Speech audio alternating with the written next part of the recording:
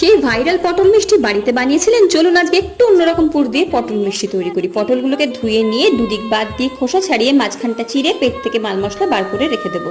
এদিকে ছানা মেখে নিয়ে লিকুইড দুধ জাল দিয়ে নিয়ে তার মধ্যে ছানা গুঁড়ো, দুধ, চিনি, এলাচের গুঁড়ো একদম ফুটিয়ে ঘন করে একটা পুর তৈরি করে নেব। যখন এরকম শুকনো হয়ে আসবে সেই পুরটাকে নামিয়ে নেব। আর পটলগুলোকে আমাদেরকে এবারে সেদ্ধ করতে দিতে হবে। জলের মধ্যে একটু বেকিং সোডা ফেলে দেবো, তাহলে পটলের কালারটা দারুণ আসবে।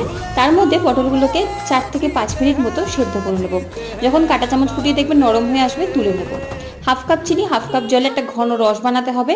আর সেদ্ধ করা পটলগুলোকে দিয়ে মোরব্বা বানিয়ে নিন। যখন পটলগুলো বেশ চকচকে হয়ে আসবে, নামিয়ে রসটাকে ঝরিয়ে নিন। এবারে আগে থেকে যে পুর বানিয়ে রাখলাম তার মধ্যে বাদাম কুচি দিন পছন্দ মতো, মেখে নিয়ে পটলের যে পেটের ভেতরে বেশ করে ঠেসে ঠেসে পুর ভরে দিন। আর তারপরে ওপর দিয়ে একটু বাদাম কুচি দিয়ে সাজিয়ে দিন। তৈরি পটল মিষ্টি। ভিডিও ভালো লাগলে সাবস্ক্রাইব করে পাশে থাকবেন। ভালো থাকুন।